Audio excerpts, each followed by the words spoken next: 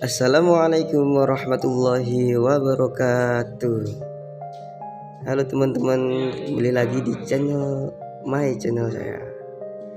Perkenalkan, nama saya Deroyhan dengan NIM 2113401133, kelas BKI 4D, mata kuliah Teori Konseling dan Psikoterapi, dan dosen pengampu Ibu Imalatul Khairat MPD.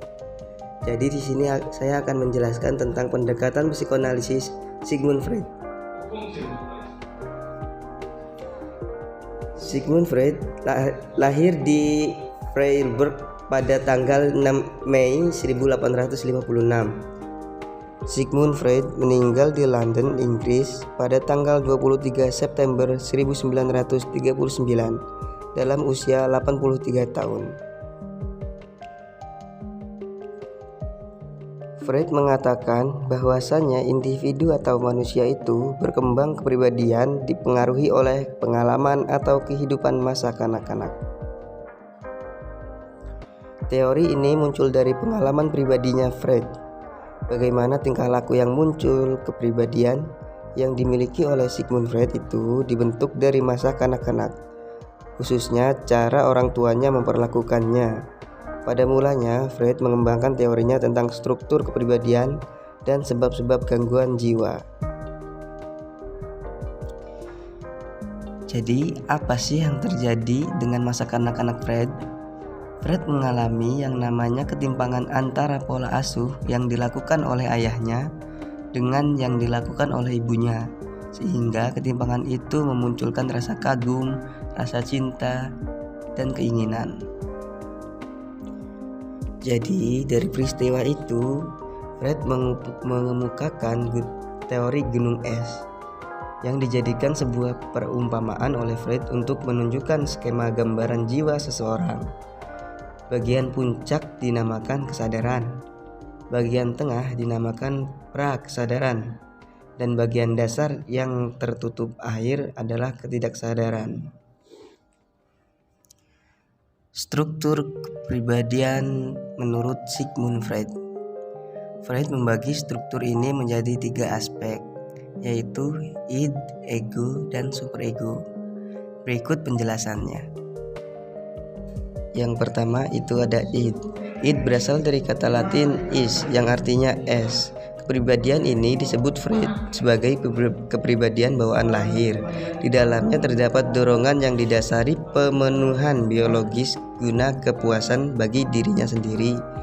Karakter khas pada aspek ini adalah tidak adanya pertimbangan logis dan etika sebagai prinsip pengambilan keputusan.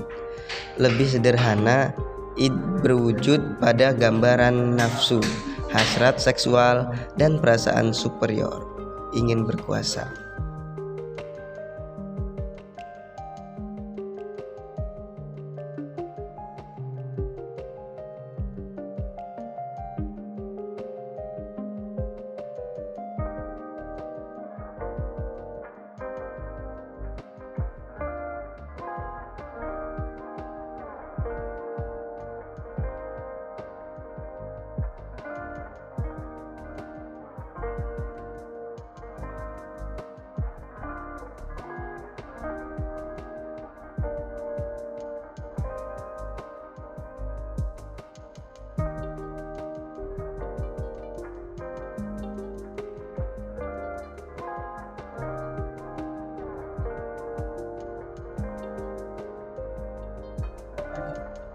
Yang kedua itu ada ego.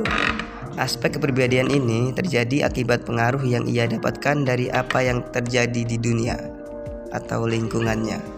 Ciri khas dari aspek ini, ego mengatur id dan juga superego untuk pemenuhan kebutuhan sesuai dengan kepentingan kepribadian yang terlibat. Artinya, berbeda dengan id yang hanya mementingkan diri sendiri, ego merupakan aspek yang mementingkan keperluan lebih luas, tidak hanya dirinya. Yang terakhir itu ada superego. Aspek kepribadian yang satu ini akan lekat kaitannya dengan moral atau nilai kehidupan. Ranah superego berisi tentang batasan untuk membedakan mana yang baik dan yang buruk.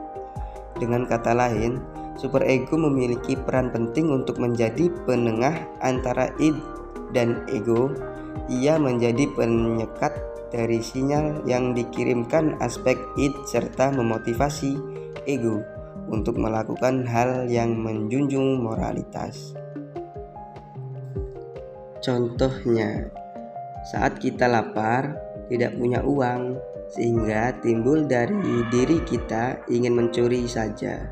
Itu dari id. Namun, kita teringat ajaran orang tua kita untuk jangan mencuri, juga ajaran agama bahwa mencuri itu berdosa. Itu super ego. Nah, disinilah ego kita bermain. Kita lebih memilih mengikuti id atau super ego. Jadi begitu. Konseling psikoanalisis klasik diakui oleh Freud sebagai suatu pendekatan yang hanya tepat untuk kelompok individu tertentu. Seiring perkembangan teori psikoanalisis klasik tersebut, yaitu gangguan mental dikelompokkan ke dalam dua kategori, yaitu psikosis dan neurosis. Psikosis tidak bisa kita sembuhkan karena ini adalah gangguan bentuk ditandai oleh hilangnya kontak dengan realitas. Contohnya itu seperti orang gangguan jiwa. Sedangkan yang bisa disembuhkan yaitu neurosis, yang ditandai dengan adanya gangguan emosi, menangis, cemas, takut, tidak percaya diri, dan perilaku yang menghambat kemampuan individu untuk berperilaku secara sehat dan berfungsi normal. Mungkin cukup sekian teori yang dapat saya paparkan dalam video kali ini. Kurang lebihnya saya mohon maaf. Wabillahi taufik wal hidayah wa ridho wa ninayah. Wassalamualaikum warahmatullahi wabarakatuh.